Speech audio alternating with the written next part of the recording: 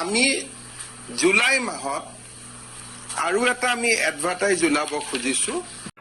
নমস্কাৰ বন্ধু বান্ধৱীসকল, নতুন এটা ভিডিঅ'ৰ সৈতে আপোনালোকক আকৌ এবাৰ স্বাগতম জনাইছোঁ। তো বন্ধু বান্ধৱীসকল, এটা বহুতে ভাল খবৰ যে আপোনালোকে আজি এইটো ভিডিঅ'টোৰ পৰা জানিব পাৰিব নতুনকৈ আহিবলগীয়া ভেকেঞ্চি আসাম পুলিচত কিমানটা থাকিব আৰু কেতিয়া এই আসাম পুলিচৰ ভেকেঞ্চিটোত আমি এপ্লাই কৰিব পাৰিম আৰু ইণ্টাৰভিউ কেতিয়া হ'ব।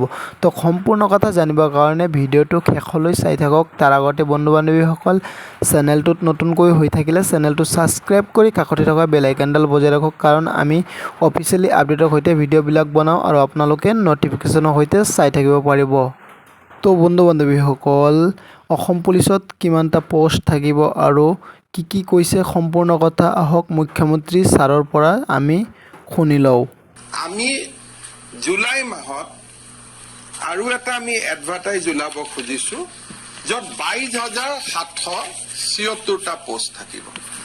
তাৰমানে অভাৰলেপিং ৱেটিং লিষ্ট, যিটো আপোনালোকে মাজে মাজে কৈ থাকে যে 1 লাখ নহ'ব, চৰকাৰৰ পুঁজি নাই কাৰণে 1 লাখ দিয়া নাই, এই গোটেই সম্ভাৱনা নাকচ কৰি কোনোবা যদি মাজত চাকৰি পাই চাকৰি এৰিও গৈছে, সেই গোটেইবিলাক কাভাৰ কৰি আমি 22,765টা পদৰ এডিশ্যনেল আমি এডভাৰটাইজমেণ্ট উলিয়াবৰ কাৰণে সিদ্ধান্ত গ্ৰহণ কৰিছোঁ। তাৰ বিভাগ কেইটা হ'ব? অসম ৰাজ্যিক বিদ্যুৎ পৰিষদৰ 3টা কোম্পানীত 2,500 পোষ্ট, যিটো নতুন বিজ্ঞাপন ওলাব জুলাই মাহৰ শেষ সপ্তাহত। কৃষি বিভাগত যিটো আমাৰ এটা পোষ্ট আছে, এইটো কি বুলি কয়, যিখিনি